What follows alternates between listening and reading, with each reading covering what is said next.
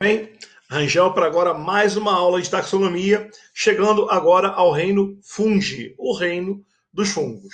A primeira coisa que eu coloquei aqui que eu achei bacana de falar com vocês é o seguinte: o que são fungos? São animais? São vegetais? Não, são fungos. Por que você falou animal ou vegetal, Rangel? Não tem dúvida. Fungo é fungo. Mas aí é que está. Pelas características dos fungos não serem características tão bem definidas para a galera que começou a pensar sobre taxonomia, quando Linneu, em 1758, começou a pensar em taxonomia, ele dividiu os seres vivos em dois grupos. Quem se mexe, animal. Quem não se mexe, vegetal. Mas aí tinha uns funguinhos ali no meio, né, cogumelos aparecendo. E como cogumelos não se mexiam, eram vegetais. Então, durante muito tempo, os fungos foram considerados vegetais. Só que tem um problema gravíssimo. Fungo não faz fotossíntese. Fungo não é autotrófico.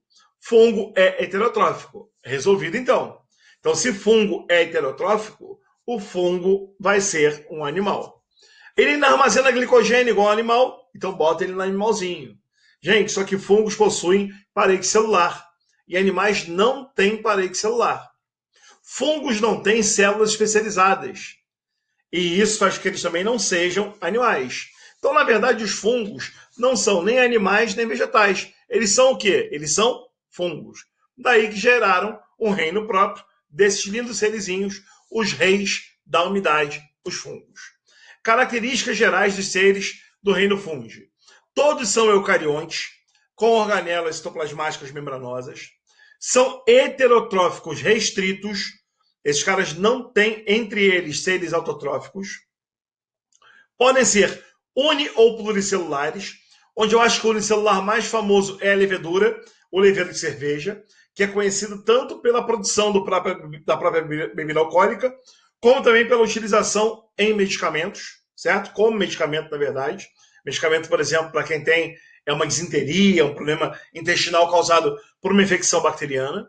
E os pluricelulares, eu acho que o mais famoso é o mofo. O mofo de pão, o mofo do alimento, o mofo negro, mofo preto, mofo verde, presente, por exemplo, em alimentos. Então, o mofo ou bolor são exemplos de fungos pluricelulares. Como eu falei, eles não possuem células especializadas, não tem célula para digestão, célula para respiração, célula para proteção, não. As células podem executar quaisquer funções. Os fungos possuem parede celular revestindo suas células. Essa parede celular é de um carboidrato denominado quitina, um carboidrato nitrogenado. A reserva energética dos fungos é de glicogênio, o que assemelha ele aos animais também. Podem fazer reprodução assexuada ou sexuada, sendo que alguns deles podem fazer as duas coisas, possuem alternância de gerações. Em relação ao metabolismo energético, são anaeróbicos facultativos quando unicelulares. A maioria dos pluricelulares são aeróbicos. Então, os facultativos podem fazer fermentação ou respiração aeróbica, preferencialmente fermentação alcoólica. A maioria é saprófago, é decompositora. A digestão ocorre fora do corpo. Eles lançam enzimas sobre o alimento. As enzimas digerem o alimento e eles sugam os nutrientes que querem. É uma digestão extracorpórea. E são os reis do ambiente úmido. Deu umidade na sua parede, pode esperar um pouquinho que vai mofar. Mas, Rangel, se der mofo aqui, ó, o mofo vai ser alimentado do quê? Vai fazer fotossíntese? Não. Vai ser alimentado dos solventes da tinta da parede. E esse cara consegue o alimento para ele. Tem matéria orgânica, tem umidade, ele fica ali.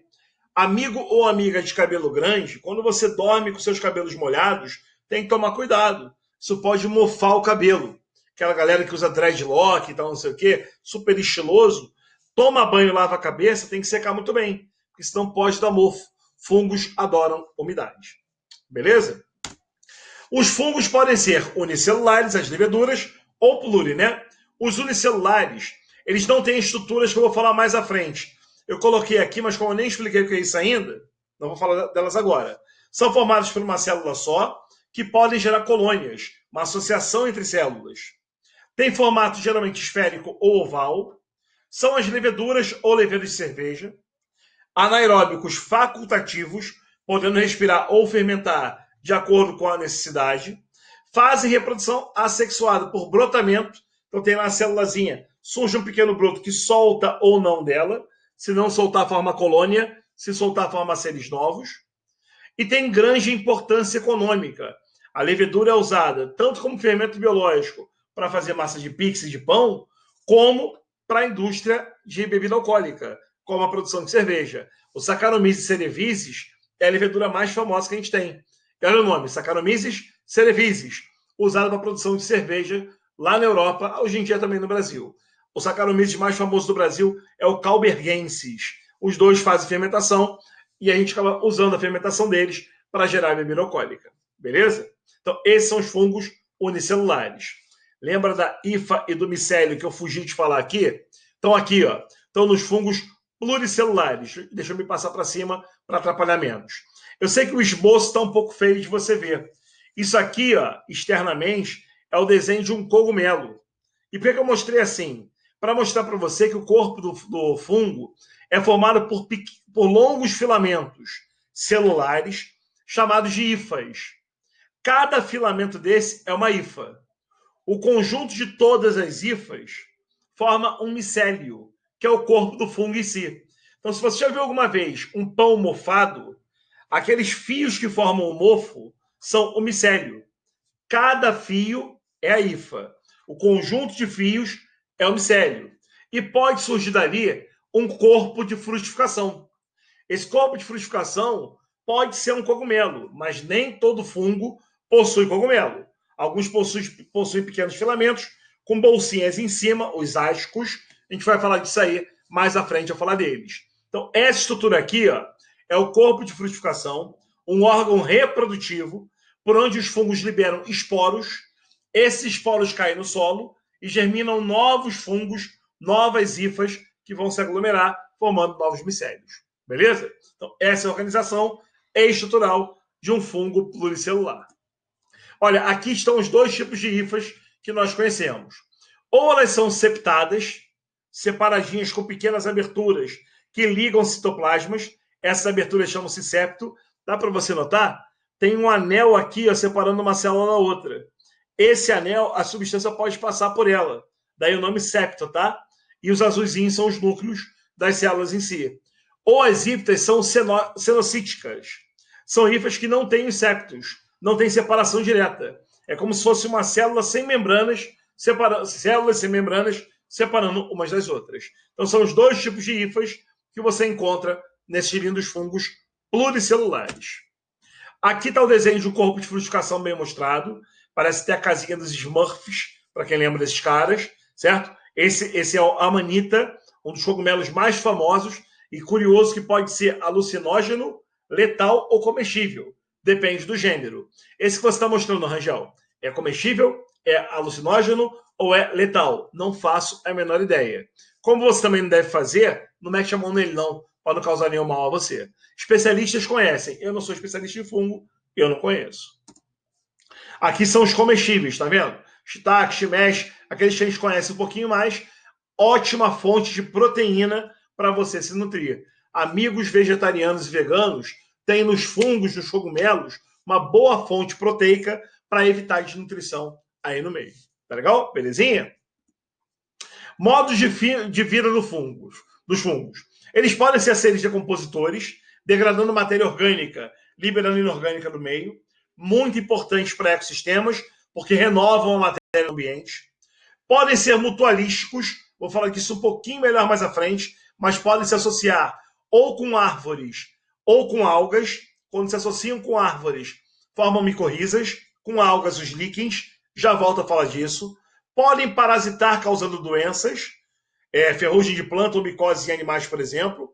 E alguns, bem raros, são predadores. Capturam bactérias, digerem elas e aí conseguem se alimentar. Esses são mais raros do que os outros que vêm anteriormente. Olha aí o exemplo das associações. As micorrizas são associações de árvores com os fungos.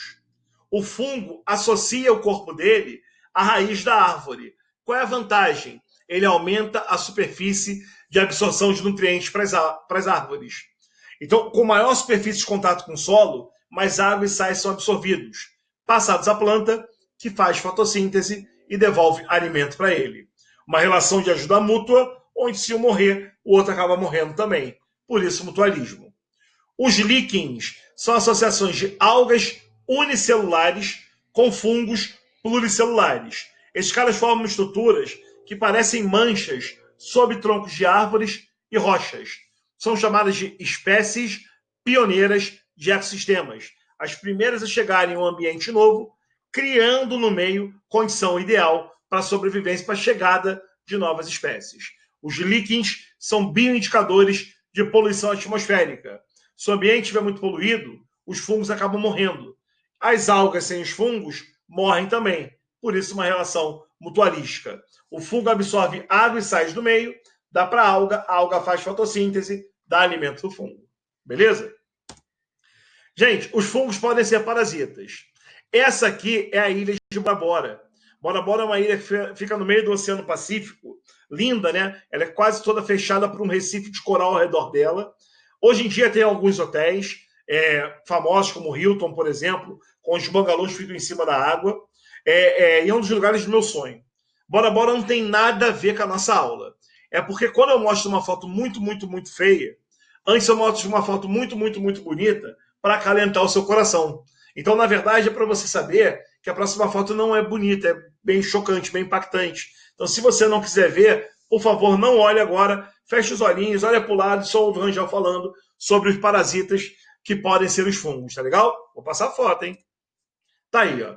As micoses podem atacar seus pés, pode atacar sua pele, pode atacar sua unha, causando essas lesões gravíssimas e feias, como aparece aqui. Ruim de ver, né? Vamos ver, bora, bora? Aí, bora, bora. Então, micose é uma infecção causada por fungo, uma parasitose causada por fungo que pode atingir sua pele. Nós temos outros também que atingem sua boca, a candidíase, também o canal vaginal, certo? Então, eles podem ser parasitas em relação a outros seres, pode atacar vegetais, pode atacar outros animais e também pode atacar os seres humanos. Belezinha? A gente vai dar um corte agora na aula de fungo, parar um pouquinho para a primeira parte. Olha como Bora Bora é lindo. Sensacional, né? E depois a gente volta, continuando falando mais um pouquinho dos fungos para você. Valeu? Beleza? Até daqui a pouquinho. Não perde a parte 2 da aula de Reino Fungi. Valeu? Até mais, gente. Valeu.